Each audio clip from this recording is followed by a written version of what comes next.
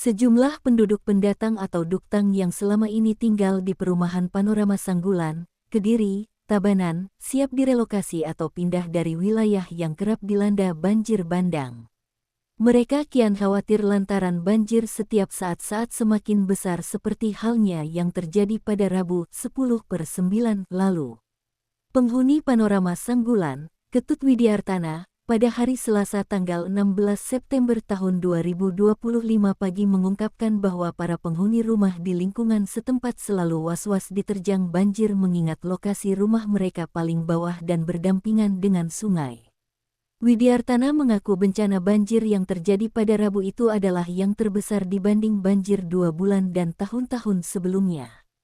Menurut dia, dari 8 kali diterjang musibah, banjir pada Rabu lalu itulah yang terdahsyat. Menurut karyawan villa asal Karangasem ini bahwa banjir berketinggian sekitar 1,60 meter, nyaris menenggelamkan pagar di halaman rumah warga. Sedangkan di dalam rumah, air berketinggian sekitar 1,2 meter.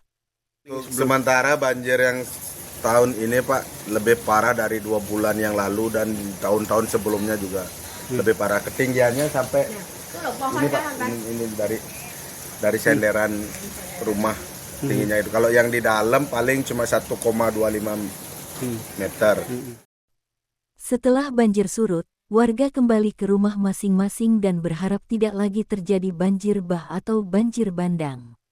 Widiartana dan warga lainnya berharap pindah dari perumahan Pesona Sanggulan ke lokasi lain yang lebih aman. Mereka mengaku tidak dapat tenang tinggal di sana karena sangat membahayakan. Dia menyarankan agar pemerintah siaga membuka akses air bah di lokasi dam di hilir rumah warga sehingga tak terjadi banjir lagi. Masih di Desa Sanggulan, Susiani alias Umi Ani, yang rumahnya juga ludes diterjang banjir dan terbawa longsor, mengaku masih trauma dengan musibah pekan lalu. Selasa malam, Mbak. Ya. Mulai jam 1:30 naik ke airnya. Ya. Iya. Terus kemudian sampai jam 1:30 saya keluar dari rumah. Saya kira semua sudah pada naik semuanya. Kira-kira jam 3:30 rumahnya ambruk. Ya. Bersama menyiasati bencana ini dengan baik. Kami sangat juga atensi di pemerintah Kabupaten Tabanan, apalagi Bapak Gubernur tidak pernah surut-surut juga menyampaikan bagaimana mengorganisir sampah ini yang berbasis hulu.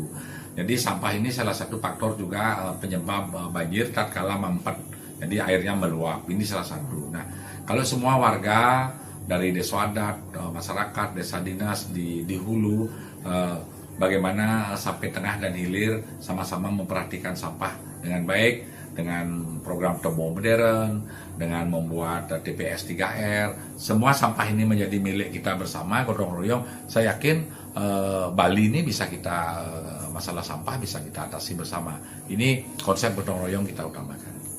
Menurut informasi yang didengar Susiani, di lokasi rumahnya yang hancur itu tidak diperkenankan dibanguni lagi, karena sangat berbahaya di pinggir jurang dan berada sungai beraliran cukup deras. Di lokasi itu rencananya ditata oleh pemerintah untuk mengamankan tanah dari terjangan banjir.